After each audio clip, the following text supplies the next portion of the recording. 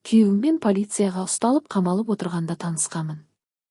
Сәлем достар. Сіздермен бірге өмір айнасы. Каналыма тіркеліп қоңырау белгісін басуды ұмытпаңыздар. Сан түрлі тағдыр бар. Әркімнің басында әйтеуір бір қайғы, шешілмеген түсіндер.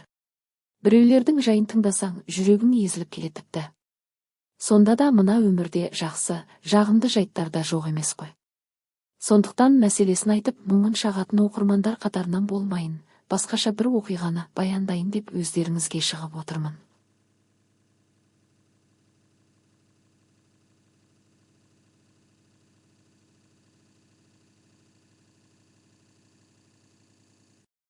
Әрі кез келген жаман жағдайдың да соңында бір жақсылық күтіп тұратынына мысал болсын.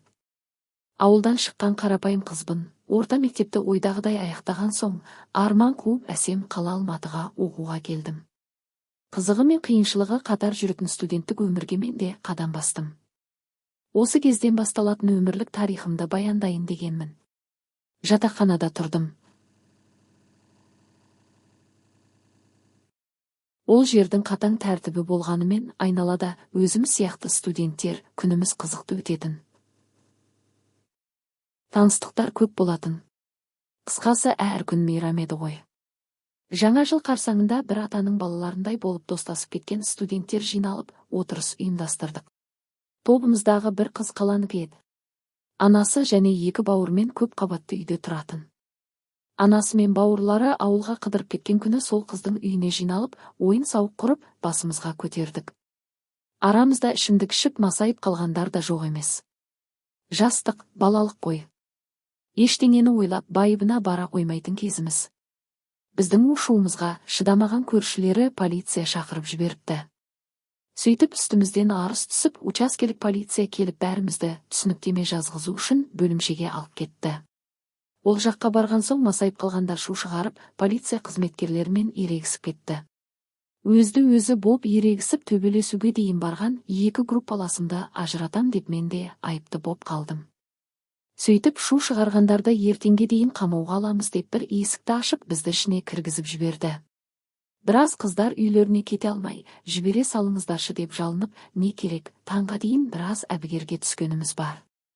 Қорқып жылаған қыздар да болды. Ұлдардың да кейбірінің өңдері бозарып, көздері алақандай болғанын кейін еске алып, біразға дейін күліп жүрдік. Айтайын дегенім, сол кездейсоқ жағдайдың болғаны менің жаңа өмірімнің бастауы болды. Сол жерде жұмыс істейтін жас жігіттің көзі маған түсіп қалған екен.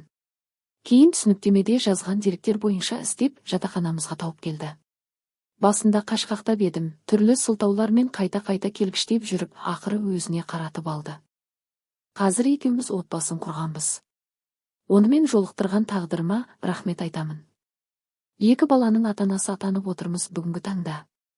Кейде бір адамдардың бақытты болуы үшін осындай келеңсіз жағдайлар да болып тұрады екен. Соңында қайыры бар деп осындайда айтатын шығар.